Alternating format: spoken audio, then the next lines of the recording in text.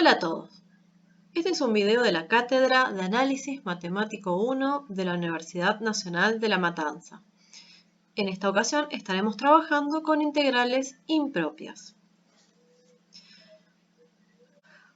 Cuando nos dicen calcular una integral definida de a a b de una función f, siempre trabajamos con intervalos finitos, es decir, con un comienzo y con un fin, y con funciones que son continuas en dicho intervalo o bien acotadas y que no presentan además infinitos puntos de discontinuidad.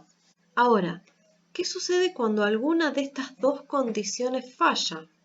Ahí vamos a decir que estamos trabajando con integrales impropias. Es decir, cuando tengo un intervalo que no es finito o cuando tengo una función que no está acotada en ese intervalo.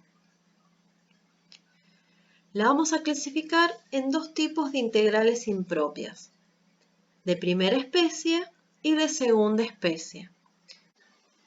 En esta ocasión, trabajaremos con integrales impropias en donde el intervalo no es finito. Ahí diremos que estamos trabajando con integrales de primera especie o tipo 1. ¿Qué significa no tener un intervalo finito? Por ejemplo, es si nos piden calcular una integral desde a hasta más infinito. Claramente, este intervalo no es finito. ¿Cómo se resuelve esto? Esta integral impropia se transforma en el límite de una integral definida. Notemos que nuestra variable ahora es b, que tiende hacia más infinito, es decir, tiende al límite superior de la integral, por lo que nos queda calcular el límite de esta integral definida. Otra posibilidad es que nos pidan calcular una integral desde menos infinito hasta b. Nuevamente acá no tenemos un intervalo cerrado, no tenemos un intervalo finito. Y esto nuevamente es transformar esta integral impropia en el límite de una integral definida, donde ahora nuestra variable es a, que tiende hacia menos infinito, es decir, tiende al límite inferior de la integral. Lo importante es que siempre tenemos que tener funciones continuas en dicho intervalo. Ahora, si ese límite es finito, diremos que la integral impropia converge y su valor es el valor de ese límite. Ahora, si el límite no existe, diremos que la integral impropia diverge. Veamos unos ejemplos. Determinar si la siguiente integral, desde menos infinito hasta 0, de 1 sobre 1 menos x, diferencial x, es convergente. Notemos que esta función es continua desde menos infinito hasta 0 y que el intervalo menos infinito 0 no es un intervalo finito. Entonces, lo que hacemos es, lo pasamos al límite de una integral definida y ahora lo que hacemos es calcular esta integral definida como si conociéramos el valor de a. Es decir, buscamos una primitiva. Notemos que la primitiva de 1 sobre 1 menos x es menos logaritmo del módulo de 1 menos x y luego aplicamos la regla de Barrow. Es decir, hacemos el límite de esta primitiva aplicándole la regla de Barrow. En este caso nos quedaría el límite de a tendiendo a menos infinito de, reemplazo la x por 0, menos logaritmo de 1, nos quedaría menos logaritmo de 1 menos a, pero los menos se transforman en un más. Por lo tanto, nos quedaría calcular ahora el límite de a tendiendo a menos infinito del logaritmo del módulo de 1 menos a. Ahora, si a tiende a menos infinito, menos a tiende a más infinito. Y si le sumo 1, tiende a más infinito. Por lo tanto, el logaritmo de este argumento tiende a más infinito. Es decir, este límite no existe. Por lo tanto, diremos que la integral diverge. Veamos otro ejemplo. Determinar si la siguiente integral de 1 a más infinito de x cuadrado e a la menos x diferencial x es convergente. Notemos que la función x cuadrado por e a la menos x es continua en el intervalo 1 más infinito. Como nos piden calcular esta integral y es una integral impropia, ya que el límite superior es más infinito, lo transformamos en el límite de una integral definida. Nos queda el límite de b tendiendo a más infinito de 1 a b de x cuadrado por e a la menos x diferencial x.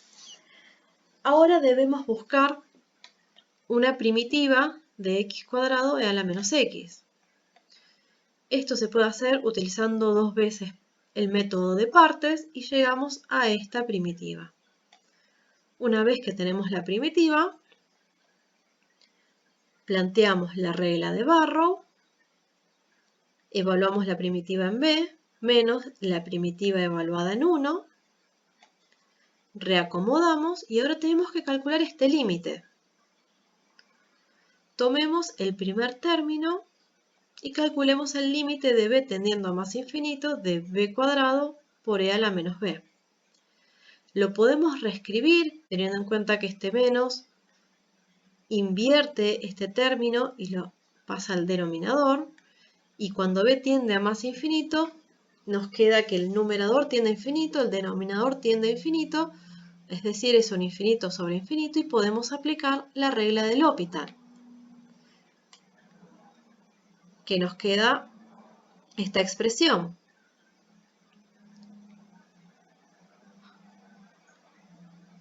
Nuevamente, si b tiende a más infinito, el numerador tiende a infinito, el denominador tiende a infinito y podemos volver a aplicar la regla de L'Hopital, que nos queda el límite de b tendiendo a más infinito de 2 sobre e a la b. Y si calculamos este límite nos da 0. Como este último límite existe, los anteriores también existen. Por lo tanto, el límite de b tendiendo a más infinito de b cuadrado e a la menos b vale 0. De manera similar, se puede mostrar que este término tiende a 0 y cuando b tiende a más infinito, e a la menos b también tiende a 0. Por lo tanto, todo este límite tiende a 5 por e a la menos 1, es decir, nos da un número finito. Por lo tanto, la integral converge. Ahora, ¿qué sucede si nos piden calcular la integral desde menos infinito hasta más infinito de una función continua? Lo que tenemos que hacer es tomar un punto y partir a la función y calcular la integral desde menos infinito hasta a y desde a hasta más infinito. Y si ambas integrales son convergentes, entonces la integral impropia original también es convergente y resulta ser la suma de las dos.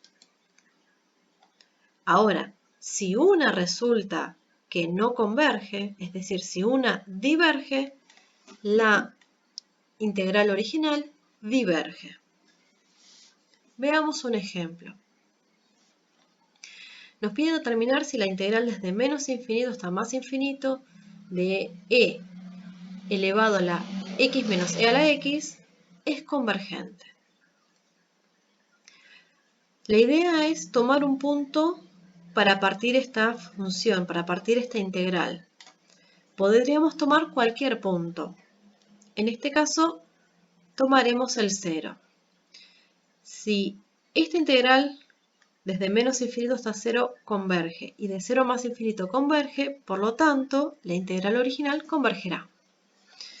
Entonces tenemos que calcular cada una de las integrales por separado.